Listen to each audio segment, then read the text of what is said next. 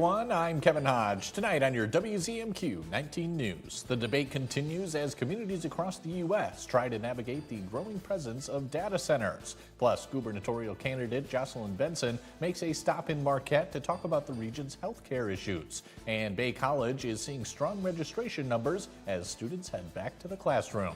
Your 19 News at 6 starts now. Live from the UP. This is WZMQ 19 News at 6.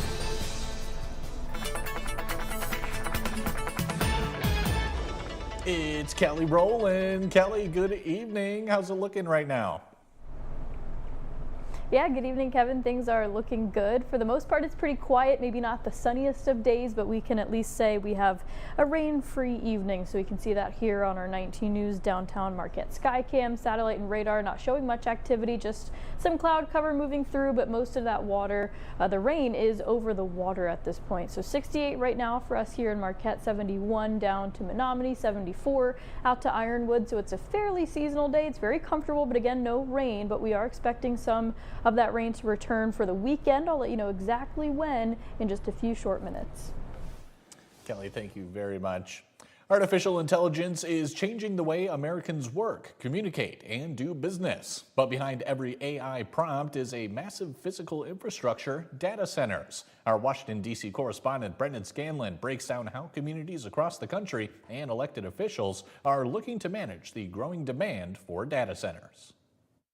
You're looking at about a 33% increase year over year. And that growth comes from an enormous appetite for electricity, along with land and often water for cooling. There's got to be pushback. Why? Because, they're going to take up a lot of your power. They're going to build more power plants. They're going to have to do things that you didn't have to do before. Who's paying for that? President Trump's ratepayer protection pledge calls for protecting consumers from data center-driven rate increases, but making those protections enforceable falls largely to states, utility regulators, and local officials. Some supporters point to construction, investment, and potentially family-sustaining jobs. Chris Chabera is the CTO and co-founder of Athena Security. He says the biggest boost to a community probably won't come in the form of jobs. Because during construction and building, sure, they're going to do probably around 1,500 jobs, but once the construction is over, you could probably drop down to a tenth of that or less in permanent jobs. He says local officials and lawmakers should be exploring ways to ultimately tax larger data center power usage. And then able to say, okay, companies are allowed this much megawatts, and if you go over that megawatts, you guys start paying more. And that money goes to the locals. Many federal lawmakers believe locals should have the final say. Number one, the community, homeowners, landowners come first. End of story. Congressman Dan Muser says if locals give the green light, it could provide a once-in-a-generation opportunity. Minimalization, if not elimination, of property taxes in some areas, building fire departments, schools, the whole deal. It's something that needs very serious consideration. Well, we're in an interesting position. There's not too many other states like us. Congressman Mike Kelly says there are 2 proposed data centers in his district, but they have yet to break ground. And I don't think they will until they see is there firm support for this, or is there not? Reporting in Washington, Brendan Scanlon, WZMQ 19 News. Democratic governor candidate Jocelyn Benson visited Marquette this afternoon to discuss her vision for the future of UP healthcare. Benson was joined by 109th District Democratic candidate Anna Oho-Rink, as well as healthcare providers and residents outside of the former Planned Parenthood building. The group criticized outcomes of the One Big Beautiful bill and its effect on rural hospitals. Benson then introduced plans to bring mobile healthcare systems around the UP and to allocate funds to try and rebuild the region's loss to its providers. I'm seeing it all across northern Michigan, and we cannot accept a future where your zip code determines whether you can see a doctor. That is why, as governor, I will work to make sure every Michigander can access quality, affordable health care in every zip code in this state. Benson also discussed plans for an independent prescription drug affordability board and a requirement for hospitals to showcase care costs up front.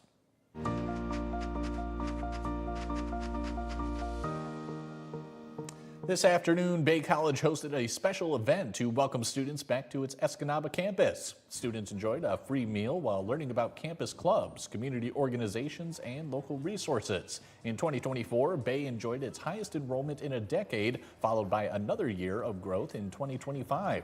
This year's numbers are still coming in as students register for classes, but according to the college's president, it's shaping up to be another strong semester. I would tell students that we are here to help you. That's a part of our mission, right? Student success, community success, and a culture of success. And so we would hope that as you are, going down your educational journey, that we will be able to walk alongside with you every step of the way. Bay College is also developing plans to construct an innovation center, which will serve as a flexible workspace for local manufacturers.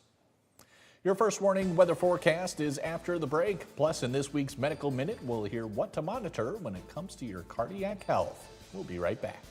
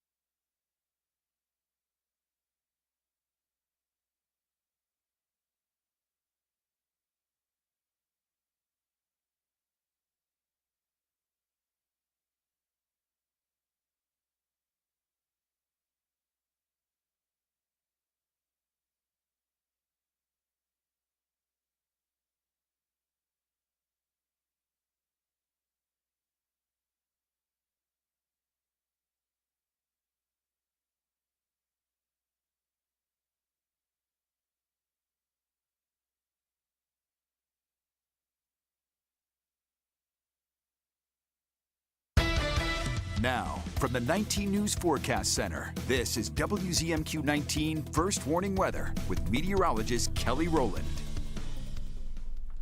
And welcome back. We are not seeing too much rain activity across the region for the Upper Peninsula, so things are going to be mostly dry. You do see those little, very isolated showers associated with that cloud cover over the open waters at this point, so maybe a stray drop comes from that through the overnight, but we're really not seeing too much rain, so we have a pretty nice night ahead, and also tomorrow morning, not too bad either. We'll get into that in just a second, but as for today, slightly below average for the temperature, just barely reached 70 degrees for that high. The average is 73 and no rain, so we shouldn't really add to that through the official 12:30 data for the day. We have 4 weekends left until the fall equinox. Now I know with kids going back to school and the NFL preseason, very soon the official start of NFL, so it's kind of already feeling like fall maybe, but we have a pretty nice warm up on the way for the forecast, so we're still kind of holding on to a summer-like 7-day forecast until we can start to really get into the fall season. So that's of course good news, and here's that last chance of a few stray raindrops for tomorrow morning, but then we should keep things mostly dry throughout the afternoon and even into your Friday night. But then when we set up for the weekend, showers and storms are going to return, but I think most of us, if this timing still holds up, maybe Saturday morning will be dry, but then if you are out and about in the afternoon, or let's say you leave at noon and then you're going to be driving home from somewhere around 3 or 4, that's when you might run into some of those showers and storms. You didn't quite see them on the way there, but just know on the way back you could run into them. Hopefully drying things out for Saturday, but more chances of rain for Sunday. But don't forget, tonight is that partial lunar eclipse, and I say partial, but it's really 96% partial. It's almost that total lunar eclipse. So at 12:12 a.m., make sure to look up, because that's when you'll see that reddish hue, and then you'll see a little bit of the outer edge of that still illuminated. So again, it's 96%, but it's still gonna be really nice. That time where the partial eclipse begins and ends is 10:30 p.m. to 1:51 a.m. But again, the peak, if you want to fall asleep before that but set your alarm, I would set it for midnight so you can make sure to see a little bit more of that. The next total lunar eclipse is New Year's Eve of 2028 going into 2029.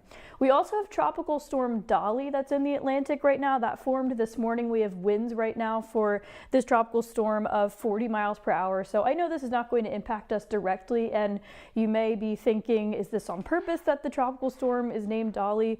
Dolly Parton just passed away, but actually these lists are thought of and they get recycled every 6 years. The World Meteorological Organization comes up with these names, and names can get retired. So Dolly actually replaced Hurricane Diana that was retired in '96. So just so happens to be a coincidence, but it's still a really cool way to honor her. But for tomorrow, sun and clouds, and then we are going to be tracking those showers and storms for the weekend. So make sure to tune in tonight for, or you can stick around for a final look at weather. Will do. Kelly, thank you again. In our continuing partnership with OSF Healthcare, we're talking with another doctor about what to look out for when monitoring your cardiac health. Here's this week's Medical Minute. Dr. Rinwala, it is Heart Month, so what are some key factors in maintaining cardiac heart health? Well, I think one of the main factors is actually trying not to get to the point where you're going to have a heart attack or have a heart problem. So diet, exercise, sleeping well, reducing stress, not smoking, and following the pillars of health that will really make it so you're less likely to have atherosclerotic vascular disease is where we would start. All right, gotcha. So when should someone start getting cardiovascular workups? So I think that everybody is different. If you have a family history of coronary disease that is early heart disease, you should get it about 10 years before your first degree relative had a heart blockage or had heart disease. And any symptoms, I mean, if you're having chest pain, shortness of breath, palpitations, feel like you're passing out, or if your cholesterol is not under good control, or blood pressure is not under good enough control, and you cannot get it under control with your primary care physician, we're here to help. All right. Are there any symptoms you might want to watch out for if maybe you need to go to your primary care physician to check those out? For sure. If you are having chest tightness, chest pain, shortness of breath when you exert yourself, palpitations to the point where your heart's racing too fast, or if you feel like you're having syncope or passing out type symptoms, I think it's time. All right, doctor. Thank you very much. Those are all my questions. Thanks for joining us. Very, very happy to be here. And coming up next on Insights, the leaves are beginning to change in the Keweenaw. We'll hear how the area is planning to celebrate the arrival of autumn in just a couple minutes.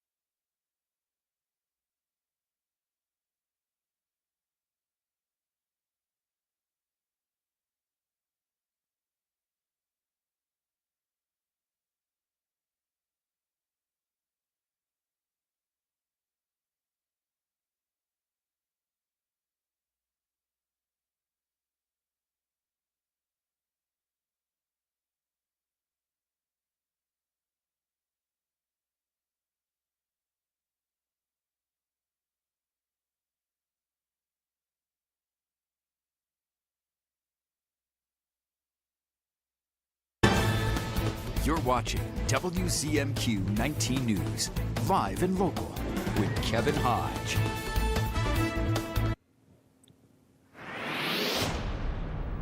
Welcome back, everyone. Autumn is just around the corner, and one of the best places to see the changing leaves is the Keweenaw. Here to tell us about a local festival celebrating all things fall is Visit Keweenaw Managing Director Jesse Wiederhold. Jesse, it's been too long, sir. Yes. Thanks for having me, Kevin. It sure has been. It's been so long that those fall colors are starting to change just a little bit. Yeah, I've noticed it myself, and I'm not sure how I feel about it yet. I know you guys are excited over there. You got the Canal Colors Festival coming up. Tell us all about it. Yes, this is my favorite time of year. So truly, when those leaves begin to change, we got this new event, Canal Colors Festival. So what we're doing is we took Platter Day, the Flannel Wearing Day, Brew Street, the Color Run, and Houghton's Fall Fest. We smushed it all together, call it Canal Colors. So this is coming up October 1st through the 4th. And Kevin, if you remember 2023, we broke a world record. We'd like to do that again. Yeah, that was going to be my next question for you, is just how hard are you going to be going for Platter Day this year? Yes, truly all out. Since we're going back to the Houghton High School, what we saw first year, we had huge participation. We moved our party down to downtown Houghton behind the KBC, and we'll still do that for Brew Street. But we're seeing some lower numbers, so why not go back to the original plan? Houghton High School said they'd love to have us back. This year, students at Michigan Tech will be able to take shuttles to the football field. We invite everybody from our local nursing homes, our local school districts, the entire Copper Country ISD is invited to come to this. So we really would like to see that 2,000 and break the record. We're not giving it up to these other UP communities. Sorry. For sure. That is your prerogative. So 2,000, that's the number to beat then? Yes, well, that's what I'd like to see. So that first year we had 1,730 people. So this year, Platter Day is Friday, October 2nd. Gates open at 1 p.m. at the Houghton High School, and that photo will be at 1:30 sharp. So something new this year, we're going to have a race on the track for cash, cold hard cash. Got some big prizes for the weekend between the Lumberjack Fashion Show and the Pie Eating Contest. You could take home $1,200 if you won everything. Good stuff. Sounds like a good deal to me. All right, so Yes. We've covered Platter Day. We've covered a race. Tell us more about what else is included in the Canal Colors Festival. Sure thing. So Friday really heats up with that photo. You've got Brew Street. So all four places in Houghton Social District, the Den, the Ambassador, Beviamo, and the Keweenaw Brewing Company are all donating $1 per social district cup sold that night to the Carnegie Museum. So the whole night's a fundraiser. We've got a couple great bands, Chad Borgen and the Collective at Brew Street. Moving into Saturday, things get really interesting. That morning, we'll have our Keweenaw Color Run 5K, runs along the Houghton waterfront, Canal Colors. It's going to be beautiful. What's really cool is Fall Fest this year. We're really ramping up. We're going to have tractor rides for kids, sled dog rides. We're going to have children's author there with some books for kids. And what's really cool is the pie eating contest is that Saturday at 1 o'clock. So we have 8 people signed up already. So there's only room for 2 more already over a month out. Got to see the pie eating contest. You're going to be signing up, right, Jesse? Absolutely. Oh, yeah. Maybe I'll be a stand-in, but totally. It's going to be pumpkin pie, lots of whipped cream, so come hungry. All right, good stuff. All right, and very quickly, as we run out of time, Jesse, you mentioned the colors are changing. What does it look like around the area right now?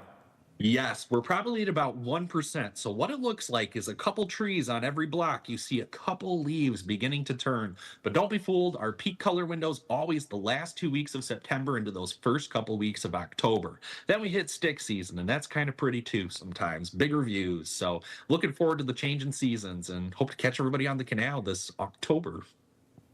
Good stuff. All right, Jesse, that's all the time we have. Always good to see you. Thank you so much for coming on. Excellent. Thank you. Mike Ludlam has your sports headlines after the break. The high school football season officially kicks off tonight. We'll have a preview. And later in college volleyball, Northern Michigan University takes on Winona State. We'll have those highlights and more when we come back.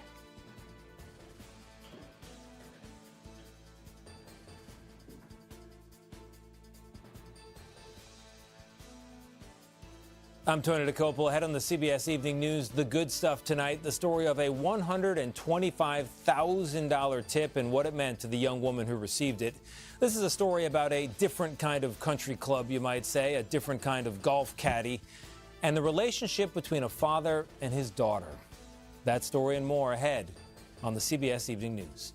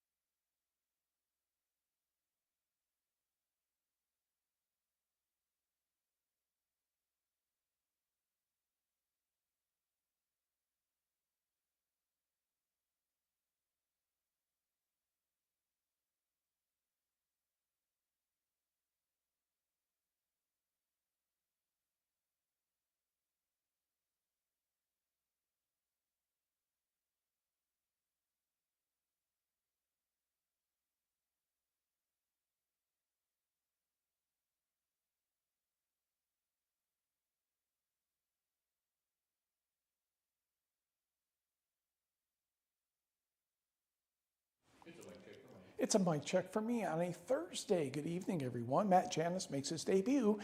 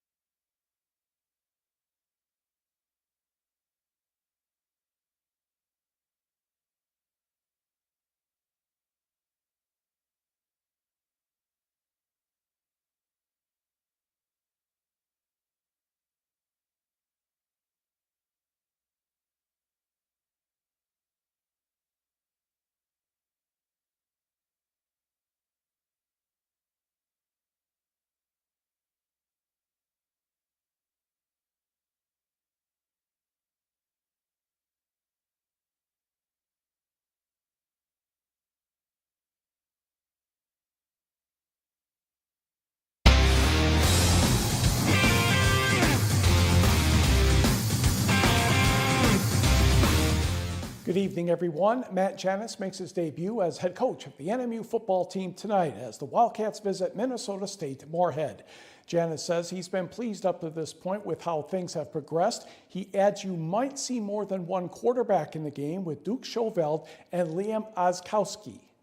I think Duke has that steady confidence, that comes with having some experience at Northern Michigan, being in the system, obviously switching now to more of what fits him in a spread offense and kind of what he did in high school. So there's that comfort level that comes with Duke, and obviously the arm talent with everything and ability to get the ball out quick. And then I think as you shift gears to Liam, you're talking about a more bigger body. You're talking Liam's about 6'6".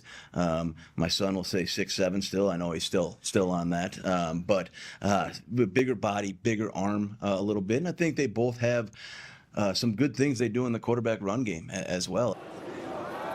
It will be interesting to see how much the defense can improve, hopefully with plays like this interception return for a touchdown by Jax Hertel. The Wildcats fell to the Dragons 44-37 last year at home. Kickoff from Moorhead, Minnesota is set for 7 o'clock Eastern, 6 Central Time. Michigan Tech football head coach Dan Metlack is in his 5th season with the Huskies. Tech visits Bemidji State to begin the season this evening. Metlack likes to keep opposing defenses guessing, but he still knows the key to success is to balance the run and the pass. Obviously, we want to be able to run the football and establish that part of it. I think that makes everything a little bit easier from the game planning standpoint and just the flow of a game when you can run the ball. But at the same time, depending on who we're playing, what that front looks like, what the box looks like, what we're seeing in the secondary, obviously we'll do whatever we have to do to try to win a football game. But the more balanced we can be, obviously, the tougher it is to defend at that point. The Huskies defeated Bemidji State 37-17 at Curley Stadium last year. The big play that broke the game open was this 47-yard screen pass for a touchdown coming up here from Alex Bueno to Jake Roof with some help from the offensive lineman right there.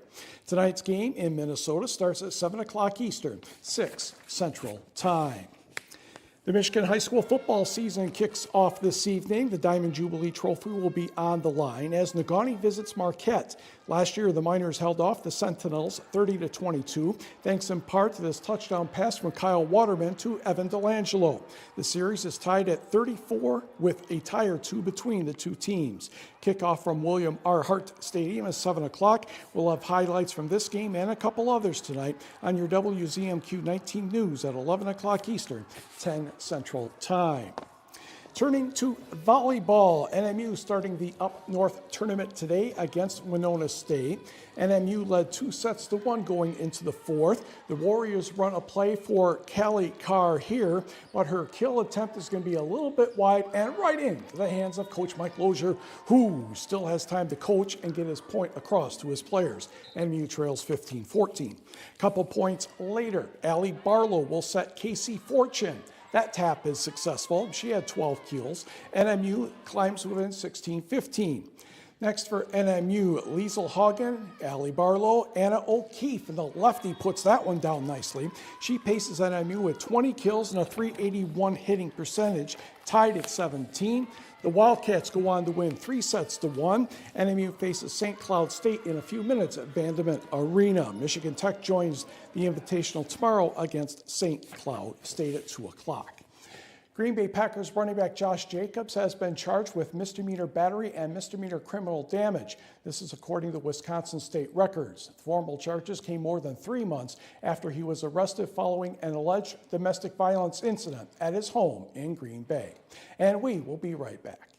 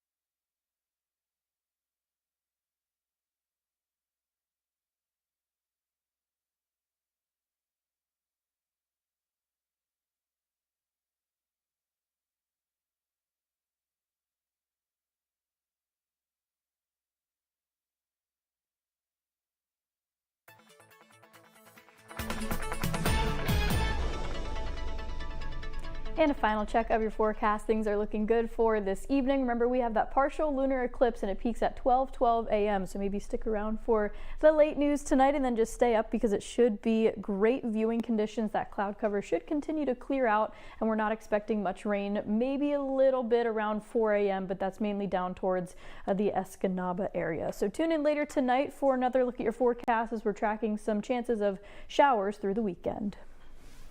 Kelly, thank you again. And finally tonight, a long-standing Delta County business has reopened its doors under new management. Bungalow Tavern was built in Gladstone in 1934. When the new owners saw it had closed down, they decided to restore it to its former glory. The bar is open 7 days a week, along with a full menu that includes a Friday night fish fry. The owners call Bungalow Tavern a UP tradition, and they want everyone who comes to dine or drink to be a part of it.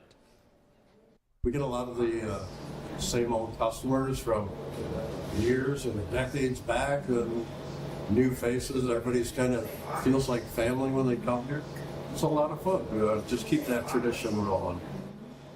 Bungalow Tavern will celebrate its grand opening on September 12th with live music from 1 to 4 and karaoke beginning at 8. That's it for now, everyone. We'll see you later tonight.